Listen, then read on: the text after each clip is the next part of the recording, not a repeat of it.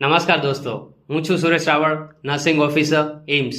તો દોસ્તો, આ વિડીયોમાં જોઈએ આપણે થાઇરોઇડ શું છે અને થાઇરોઇડમાં કઈ કઈ તકલીફો થતી હોય છે એના વિશે.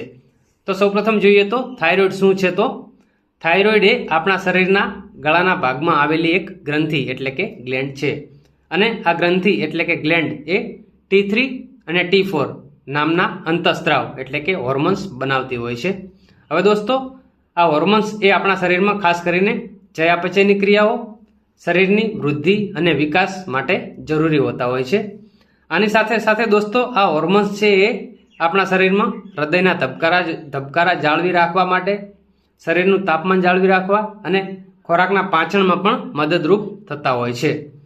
હવે દોસ્તો, ક્યારેક આ થાઇરોઇડ ગ્રંથિ એટલે કે ગ્લેન્ડની અંદર તકલીફ ઊભી થતી હોય છે, જે તકલીફને મુખ્ય બે પ્રકારે ઓળખવામાં આવતી હોય છે. એક છે હાઇપરથાઇરોઇડિઝમ અને બીજી છે હાઇપોથાઇરોઇડિઝમ. હવે હાઇપરથાઇરોઇડિઝમમાં દોસ્તો જે આ હોર્મોન્સ T3 અને T4 છે એ વધી જતા હોય છે અને હાઇપોથાઇરોઇડિઝમમાં T3 અને T4 હોર્મોન છે એ નોર્મલ કરતાં ઘટી જતા હોય છે. તો આ રીતે થાઇરોઇડની અંદર તકલીફો ઊભી થતી હોય છે.